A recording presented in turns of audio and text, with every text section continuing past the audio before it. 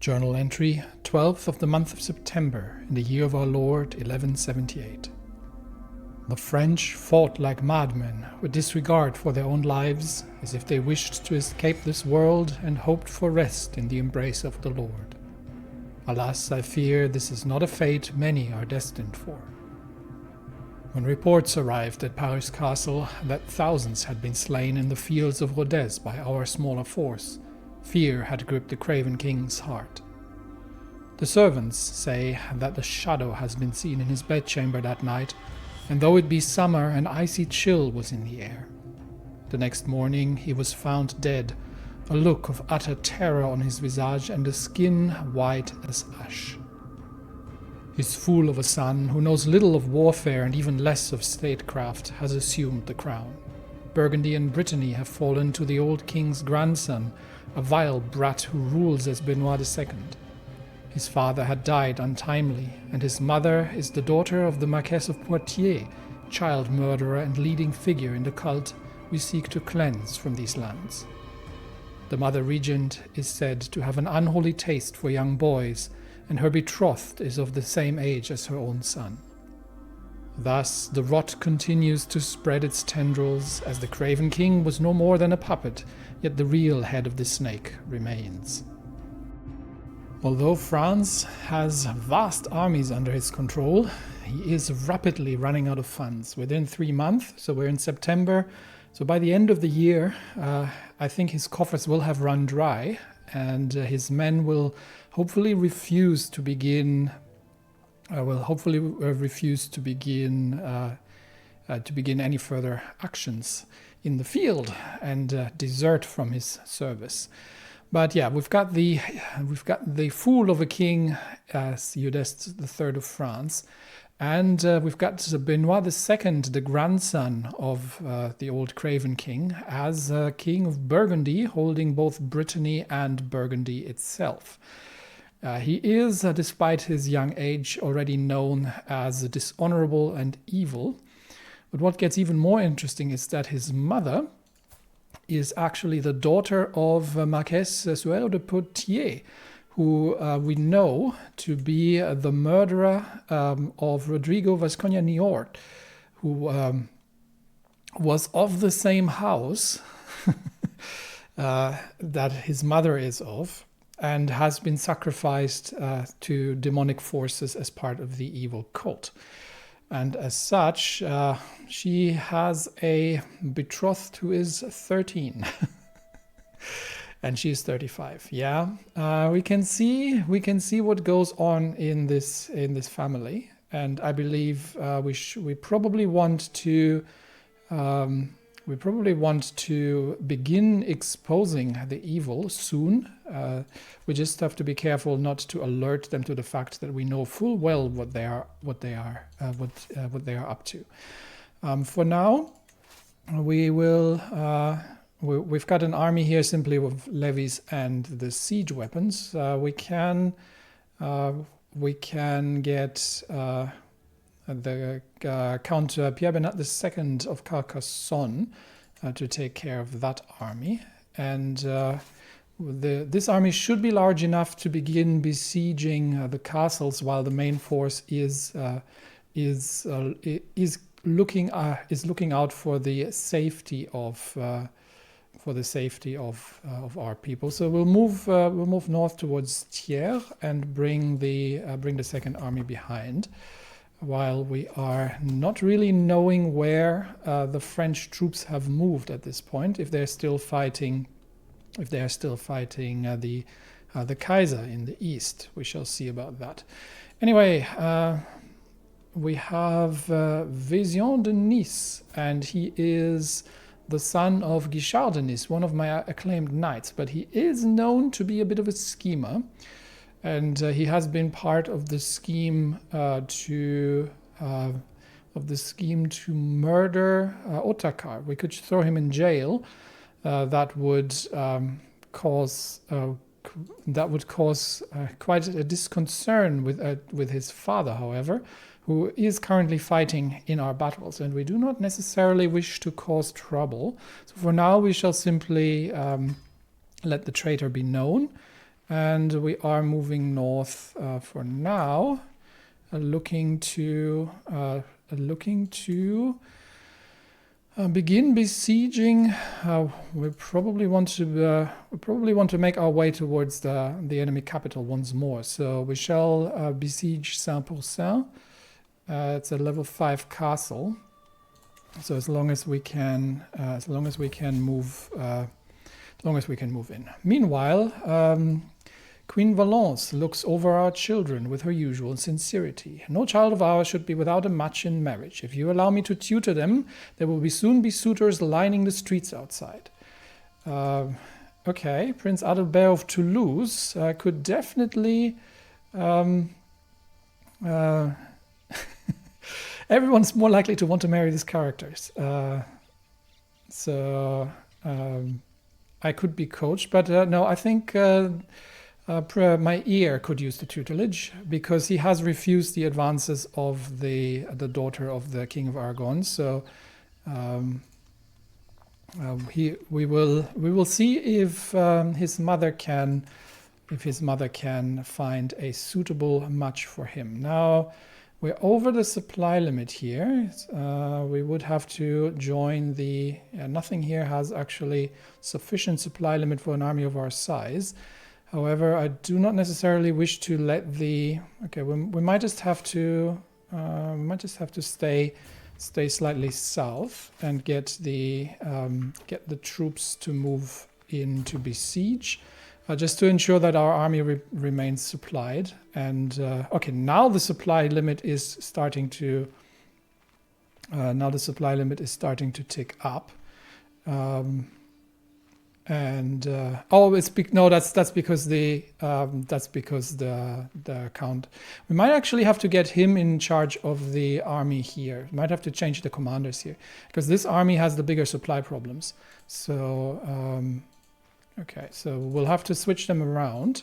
So this army shall be temporarily commanded by my brother-in-law, and then we can switch the tactician because he actually has the skill for the yeah, they can get much more supply that way, and then we can actually we might have our personal champion leading the besieging army, and that leaves Clotaire de Lagerie because he's a very skilled man with a blade. That leaves him for now, as long as Pierre Bernat II or the tactician of Carcassonne is leading. That leaves him free to fight in the field of battle as well. So we are over supply limit again. Not for long because this army will be moving out very soon, and we just have to ensure that our troops here can actually be resupplied in time and that they're not getting any trouble in the north. So we might have to move in and out, and we still have a few I hadn't joined these in, so we've got a few troops here that can merge with the rest. These are just okay, the French coming back. All right, abandon retreat. And the French armies are coming back, so their supply, they are mostly most of them are somewhat undersupplied, but we do not necessarily wish to meet them in the field. However, this is simply since there are so many of them. So in that case, we might have to retreat towards the hills of Clermont-Serrurier and defend ourselves there. So let's move. That is again going to cause us supply problems. But let us move towards Clermont-Serrurier, and for now we are. We'll move out. Yeah, they're trying to catch the siege engines, but haven't quite managed to do so. But if they are giving chase, we shall wait for them at the castle at Clermont-Serrurier, and we will see if they can.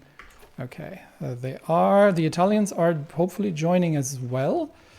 Do we want to? No, we'll stay at the castle, and we shall defend at the castle, which will give us some benefit here.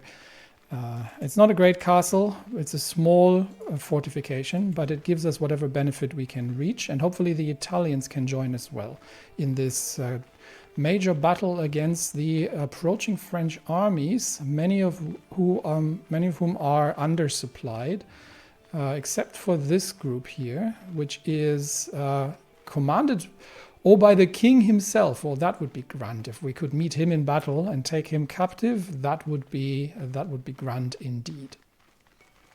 Okay, it looks like the French are not willing to give battle, and are retreating northwards as snow begins covering the lands again.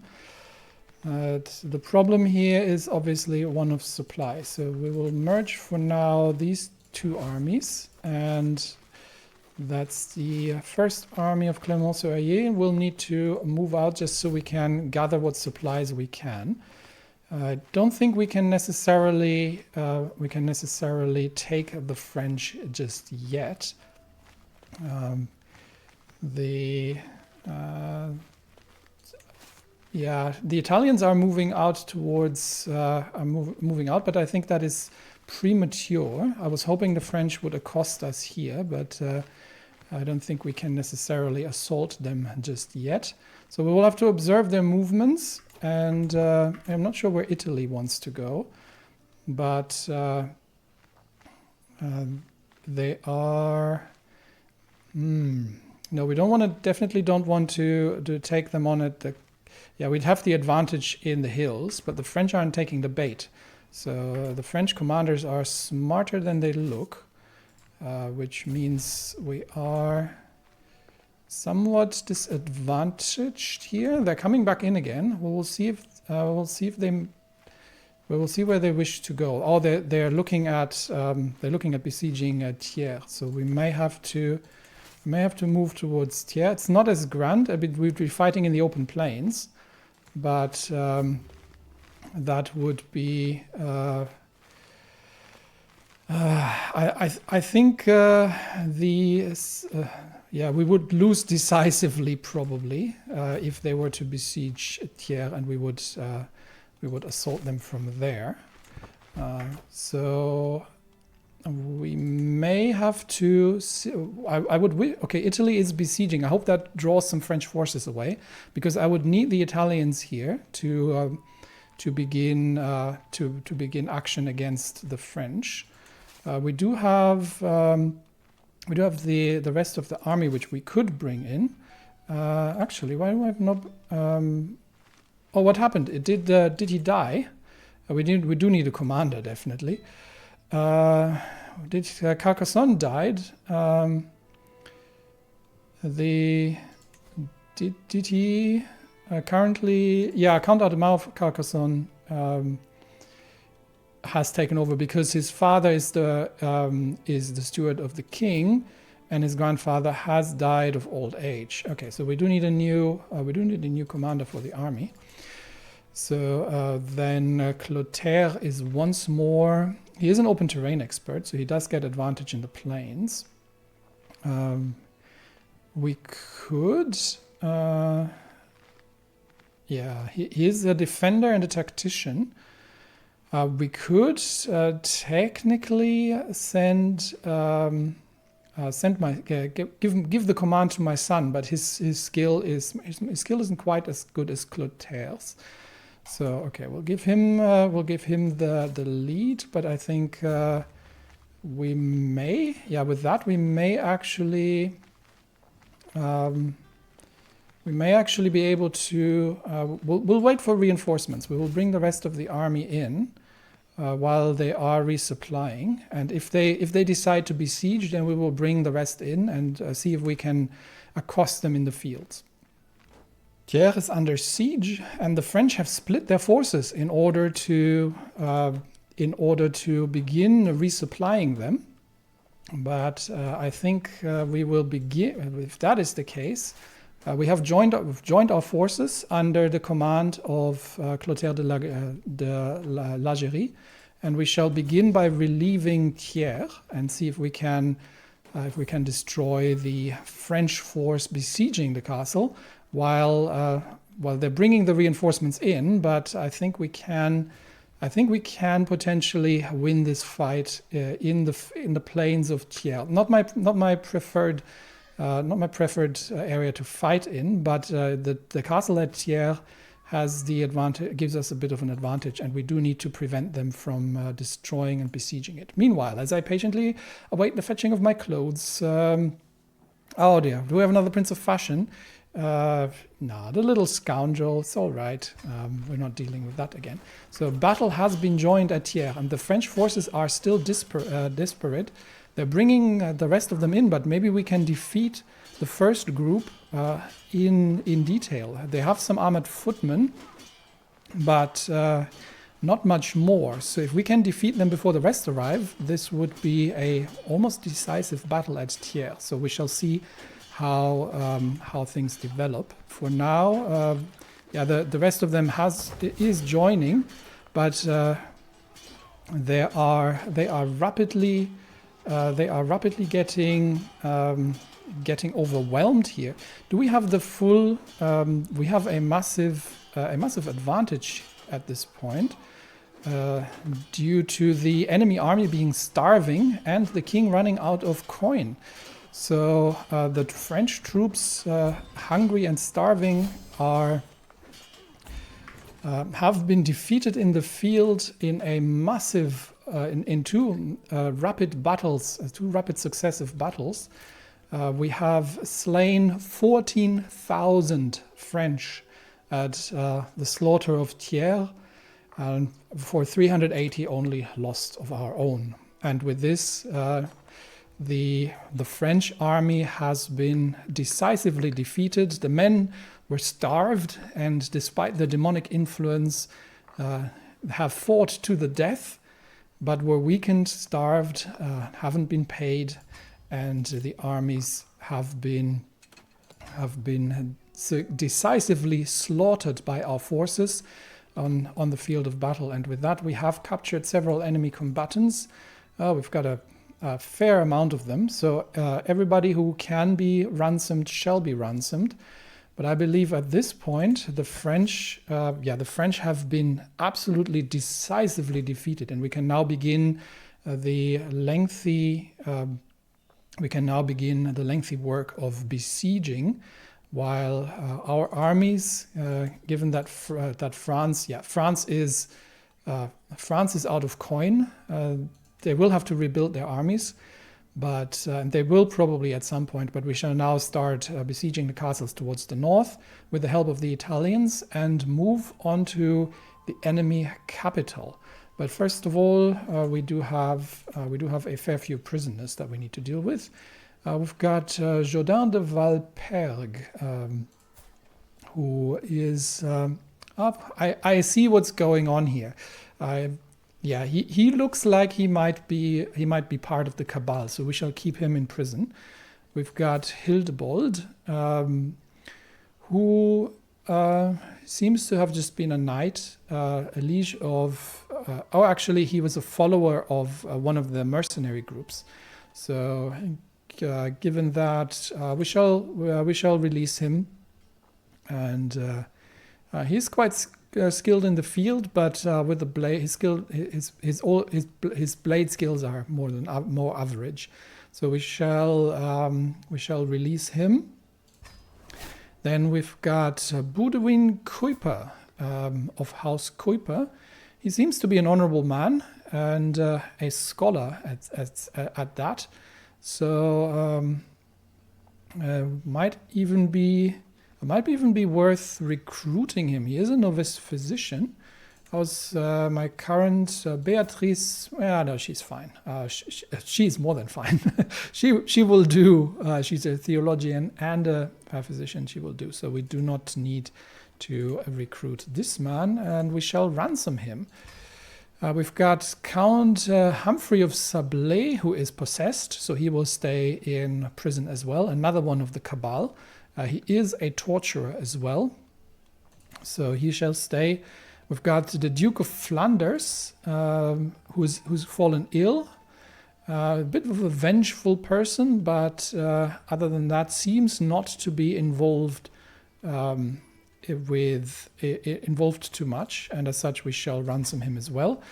We've got the mayor of Crépy, who is sick with the pox, and an evil man to boot. So we'll keep him under arrest for now as well. But the ones that we do know, they shall be moved towards the dungeon. So he will be. We shall not execute them, but we'll move him into the dungeon. The ones we know of that they are part of the cabal, they shall be moved. All right, there we go.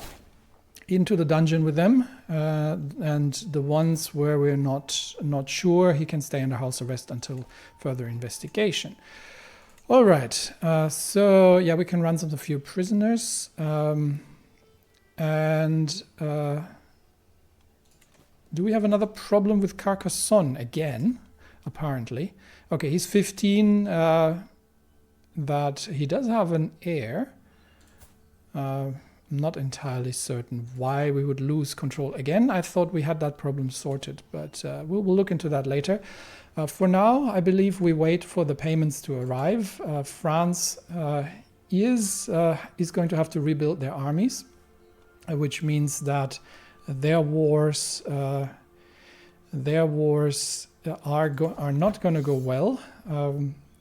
Despite that, the Kaiser has lost most of his troops in the field as well, but I think the Kaiser can now begin retaking some of that, and the army, obviously against us, isn't going in his favor.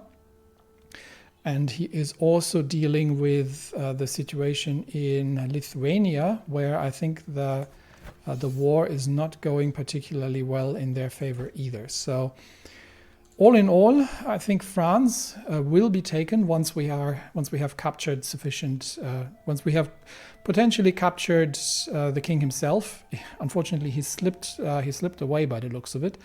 But he had been seen with the troops, but he had slipped away. So we'll move through the lands and begin besieging their castles, and see if we can force him to renounce his title, and then we just have to liberate the Burgundians from the reign of this evil boy and his mother, who is clearly involved in the demonic activity.